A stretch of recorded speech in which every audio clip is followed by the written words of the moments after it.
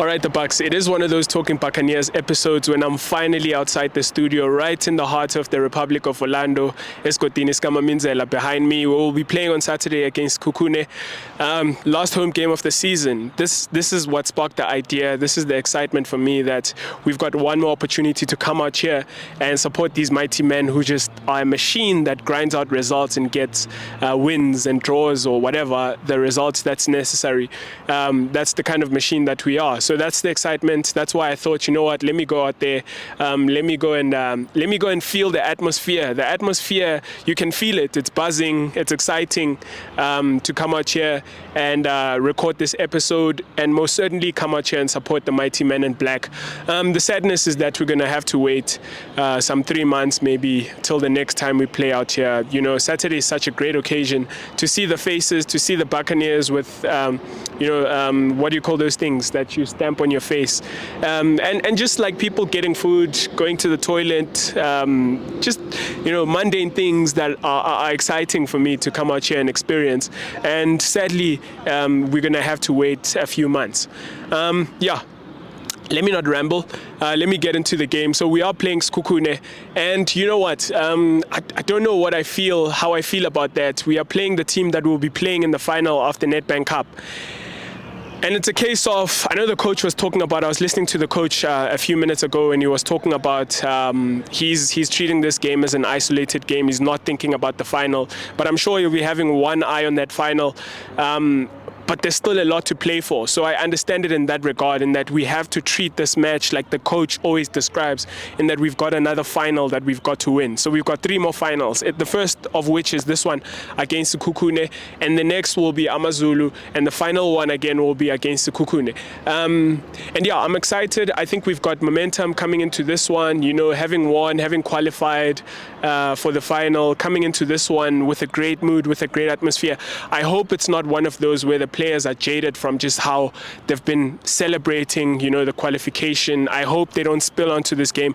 I hope what spills onto this game is the confidence and the belief in that we can win anything. We can win against everyone. In fact, I think at this point, I would like us to face Man City just to test if we can actually do it against the very best. And I believe we do. If we've got Tim in that midfield, we certainly can. If we've got Marco in that team, we certainly can. So few thoughts. I think we're very fortunate to be in the position that it's in our hands. It's at the point now where if we just go out and win our games, we're going to qualify for the final.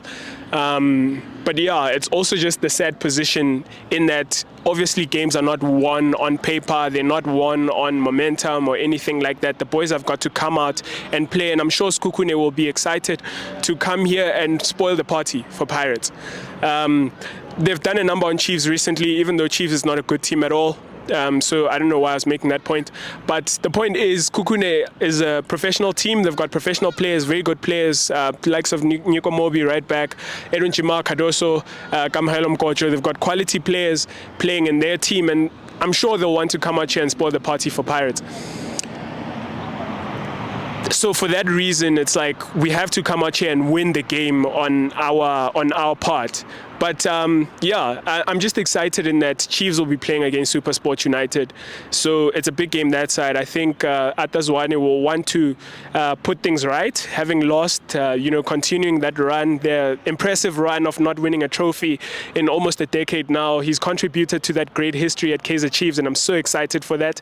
I'm sure he'll want to put things right and, get a result against SuperSport United, which will mean that we can go into our final game of the season without the pressure of having to win that one against AmaZulu. And that would be the best, ideal situation for me, that we win our game and Chiefs does a job for us against SuperSport United. But what a pointless exercise it is to have to put our hopes on Kaizer Chiefs, the not so good team being Kaizer Chiefs. Having to support that team is one of the worst things I can imagine their supporters have to go through, hoping that they'll win every single week. And so I'm just hoping that we do our job just without any waste of time. Let me jump into how I think we should play or will play. I think it's obvious the goalkeeper picks himself. Sipho Shaina will be starting this one unless it's a case of maybe trying to keep Ofori and giving him a start. I don't think something crazy like that will happen. I think Sipho Shaina will start this one.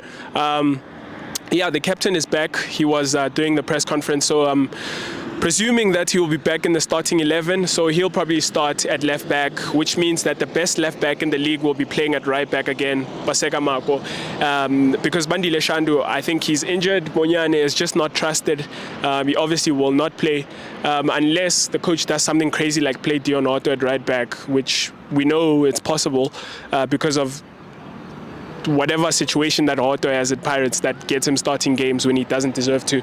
But that's not where I'm trying to go with this. But yeah, Paseko Mago probably started right back, Innocent Maela at left back. I think we're going to see a centre-back pairing of Koki and Sbisi, even though I think Mteto has done a great deal in helping us qualify for the final. But I don't think we're going to see something crazy where Mteto will start ahead of Koki or Sbisi. I think it's Koki and Sbisi are going to start. That's the simple business. I don't know. I haven't heard much about on the injuries front, so maybe I might miss a few players, or might think a few players will start who will not because of injuries. But as far as I'm concerned, Shandu is the only one that I know of that is probably going to miss this one. Loch, I think, is still an injury doubt. In the midfield, Tim and Monari probably going to start. Makaula, there's been a lot of talk in that he played great in the derby, so maybe he might have forced his way into the starting 11, but I don't think that's. I think the coach is going to want to do the simple thing, keep the continuity going. I think he's going to start with Monari and Tim in midfield, the great centre midfield pairing of Tim and Monari in midfield. Ahead of them, I personally wouldn't start Kabelo Dlamini. I think he shouldn't start. I think he played badly in the derby, but I won't be shocked if he starts, but I wouldn't start him. I think it's a case where I would probably start Loch centrally, and then I think this is a game set up for Lebohile Ratomo to start again. I think he did great in the game against, and I'm not just saying this because I want to see a young player play. I think the coach spoke about it, and I thought he made a great point in saying that Lebohile Ratomo is not in the first team because we want to promote young players. Lebohile Ratomo is in the first team because he deserves to be in the first team. He's good, and he's made a case when we played against Royal AM midweek. He played a great game, played the whole game. I thought it wasn't a case of a young boy out there with a man's shirt. It was a young boy with large shoulders out there with a big head on his small shoulders. That's what I'm trying to say. It was a case of that. He didn't look any bit out of place. In fact, he looked like he was a star player, a seasoned player out there playing. So I would love to see him. I think, maybe we should start Lebohile Ratomo. It will be a test against Nico Mobi at right back, but I think he's got the know-how, he's got the skill to play there. And then, centrally I'd go for Loch, but if Loch is not there, we probably play with Dlamini. But I mean, I'm just dreaming. I think what will happen is we'll see Dion Otto at left wing.